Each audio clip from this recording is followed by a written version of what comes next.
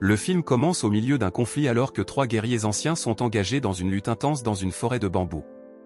Une belle femme, vêtue d'une robe rouge et d'un voile couvrant son visage, est enchaînée à un poteau à proximité. Il n'est pas clair si les 3 guerriers se battent pour sauver la femme ou pour la tuer.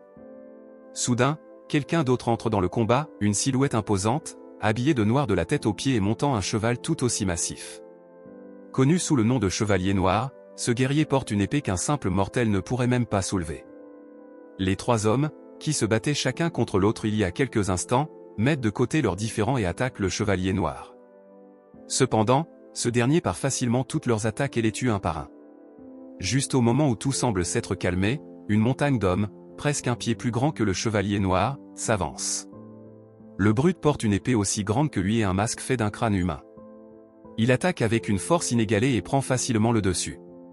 Il parvient même à faire tomber l'épée du Chevalier Noir. Mais malgré cela, le guerrier légendaire utilise son intelligence stratégique et tue le brute en utilisant 2 morceaux de bambou tranchants. La scène change brusquement et il est révélé que cette bataille entière n'était qu'un jeu vidéo.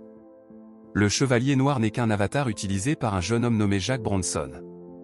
Il est occupé à célébrer sa victoire lorsqu'une soudaine, sa mère entre dans sa chambre. Jack quitte rapidement la fenêtre du jeu, mais sa mère découvre tout de même ce qu'il faisait. Cependant, au lieu de se fâcher, elle semble extrêmement inquiète. Elle révèle alors que les choses ne se passent pas bien à son travail.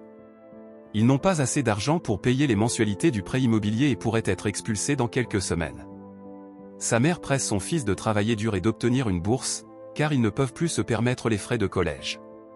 En entendant cela, Jack est inquiet, mais il dit à sa mère qu'il trouvera une solution. Cet après-midi-là, Jack se rend au parc de cyclisme local pour réfléchir. Il roule autour du parc, contemplant comment il pourrait aider sa mère.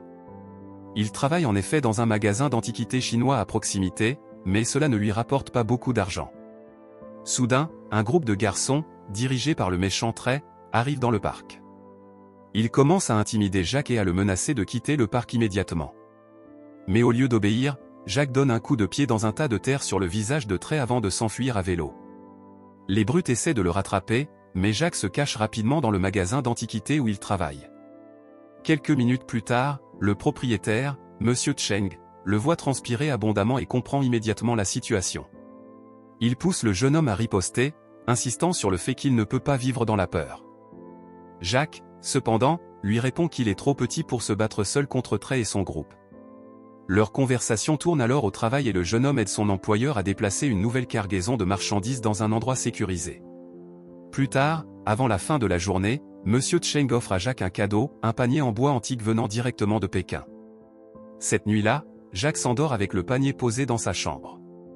Il dort profondément lorsque soudain, l'intérieur du panier commence à briller d'une lumière vive. Un guerrier de la Chine ancienne, nommé Zhao, en sort et réveille immédiatement Jack en plaçant une épée sous son cou. Il exige de savoir où se trouve le Chevalier Noir. Effrayé, le jeune homme révèle que Chevalier Noir est simplement son personnage dans un jeu vidéo. Le guerrier ne sait pas ce qu'est un jeu vidéo, mais il comprend que ce guerrier mythique dont il avait entendu parler n'est qu'un être fictif. Il est déçu, mais il semble également pressé. Zhao sort alors une belle femme du panier. Il la présente comme Sulin, la princesse de la Chine ancienne, et explique que Jack doit la protéger à tout prix. Avant que le jeune homme puisse poser d'autres questions, Zhao grimpe dans le panier et disparaît. Ensuite, Sulin demande à Jack s'il a des armes à proximité, mais le garçon, confus, répond qu'il n'en a pas déçu. Sulin se présente et demande si elle peut manger quelque chose. Jack se rend à la cuisine et prépare ce qu'il peut. Mais lorsqu'il revient dans la chambre, la princesse est profondément endormie. Le lendemain matin, Jack se réveille en retard et la voit pratiquer les arts martiaux dans le jardin arrière. Cela le panique, et il commence immédiatement à distraire sa mère pour qu'elle ne remarque pas la princesse. Heureusement, son plan fonctionne et sa mère part au travail avant de réaliser ce qui se passe. Quelques heures plus tard, Sulin exprime son désir de sortir et de voir le monde. Jack accepte de l'emmener, mais il l'emmène d'abord dans un centre commercial pour qu'elle puisse s'habiller en vêtements modernes. Lorsqu'ils rentrent chez eux, maman les attend dans la cuisine et est surprise de voir la nouvelle fille. Jack invente immédiatement une histoire, disant qu'elle est une étudiante en échange venue de Chine. Il réussit même à convaincre sa mère de laisser Sulin rester dans la chambre d'amis. Le lendemain, maman dit aux enfants qu'elle sera absente pendant quelques jours pour un voyage de travail. Jacques lui dit de rester en sécurité et promet de garder la maison parfaitement propre. Tout semble se passer normalement pendant les premières heures de la journée. Mais soudainement, 3 voyous surgissent du panier et attaquent la princesse. Sulin, étant une artiste martiale entraînée, se défend contre les 3 attaquants. Mais en essayant de protéger Jacques, elle se laisse distraire et finit par être capturée. Les voyous ramènent ensuite la princesse dans le panier tandis que Jacques, effrayé, saisit une poêle et essaie de les suivre.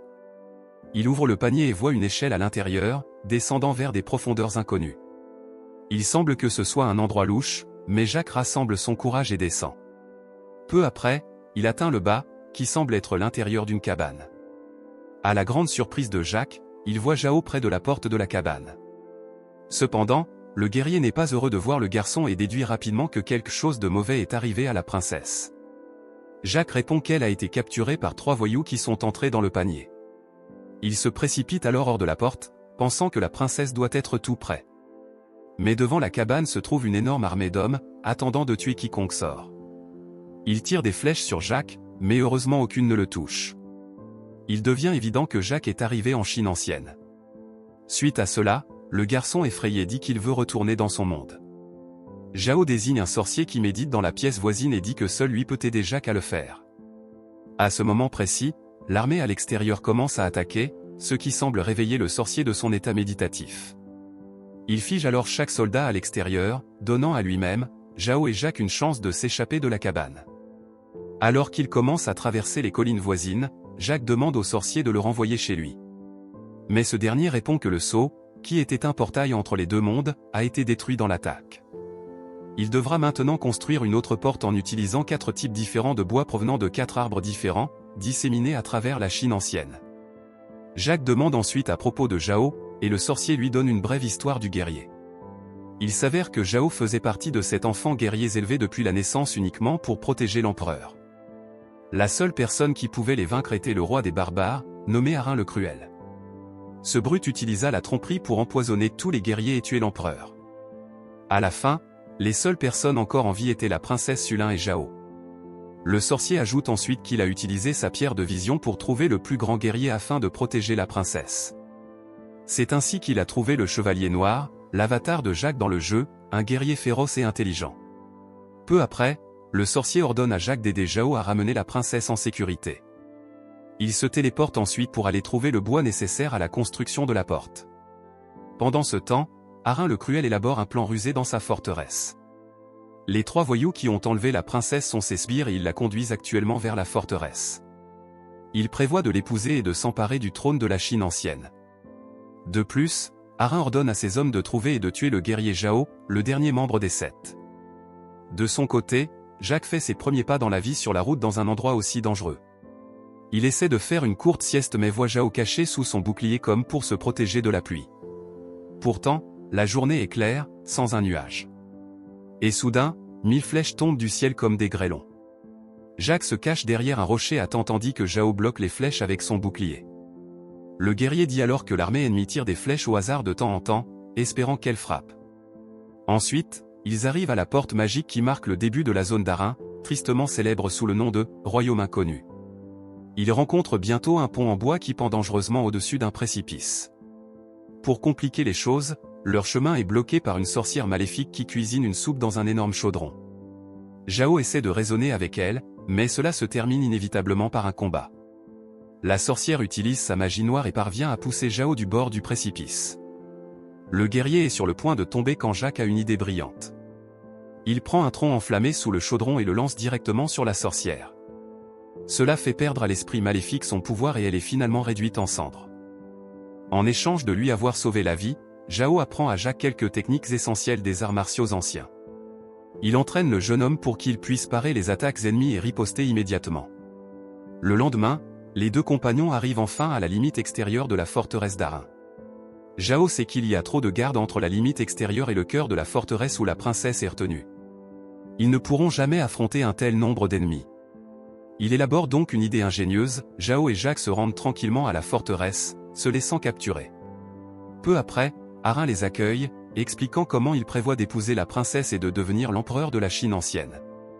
Il annonce joyeusement que les 2 intrus seront exécutés le jour de son mariage. Puis, comme Jao l'avait espéré, Arin les enferme dans la chambre intérieure de la forteresse. Ainsi, Zhao et Jacques ont pénétré le cœur du territoire ennemi sans avoir à se battre. Cette nuit-là, lorsqu'un garde vient leur apporter de la nourriture, Zhao l'étrangle. Il libère ensuite Jacques et eux deux trouvent rapidement la princesse Sulin. C'est alors que leur plan échoue. Nos héros ont atteint la princesse, mais ils ne savent pas comment sortir. Les choses empirent lorsque les gardes découvrent que les deux intrus ont disparu de leur cellule. Bientôt, une troupe de 30 barbares se dirige vers la chambre où la princesse est retenue. Mais au moment où tout semble perdu, Zhao imagine un autre coup de maître. Il commence à tracer un cercle en creusant des trous dans le sol avec une épée qu'il avait volée plus tôt. Juste au moment où la troupe de barbares arrive enfin dans la chambre, le sol s'effondre sous leur poids. Les 30 barbares tombent sur plusieurs étages et sont incapacitants. Le trio formé de Jacques, Zhao et Sulin s'enfuit ensuite à l'extérieur et prend rapidement des chevaux. Malheureusement, leur chance tourne et ils sont bientôt arrêtés par Arin le Cruel lui-même. Il les rejette dans leur cellule et se prépare à épouser Sulin le lendemain même. Maintenant, la tâche de la sauver devient encore plus difficile car il n'y a aucun moyen de sortir de ce trou infernal appelé les terres inconnues. Mais juste à ce moment-là, Zhao aperçoit un magnifique papillon atterrissant près de la fenêtre de leur cellule de prison. Il lui murmure quelque chose, et il s'envole bientôt. Peu après, une étrange fumée verte pénètre dans la cellule de la princesse et est absorbée par son corps.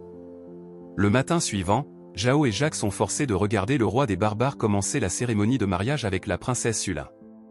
Mais étrangement, le prêtre officiant ressemble au sorcier. L'événement avance rapidement et le prêtre demande aux mariés de s'embrasser. Arin soulève alors son voile, seulement pour recevoir le choc de sa vie, le visage de la princesse s'est transformé en celui d'un monstre reptilien. C'est alors que le prêtre jette son habit et se révèle être le sorcier. Soudain, tout le lieu sombre dans le chaos. Le sorcier libère rapidement Zhao et Jacques et répare le visage de la princesse. Les quatre se battent ensuite contre la horde de soldats barbares dirigés par Arin. La magie du sorcier, les compétences de combat exceptionnelles de Zhao et la nouvelle capacité de combat de Jacques sont mises à l'épreuve. Mais ils sont largement en infériorité numérique et doivent finalement chercher des moyens de fuir le champ de bataille. Jacques et la princesse montent dans une énorme catapulte à proximité et se lancent loin de la forteresse barbare.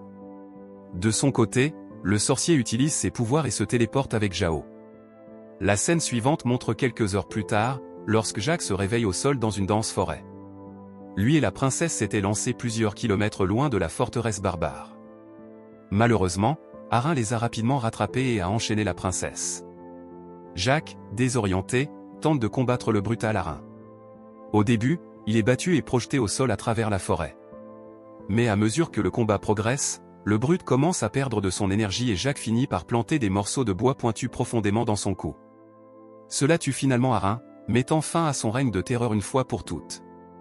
À la suite de cette bataille, Sulin est couronnée impératrice de la Chine ancienne et Jacques retourne chez lui grâce à un nouveau portail construit. Le lendemain, à l'école, Jacques finit par vaincre son tyran grâce à l'entraînement de Zhao.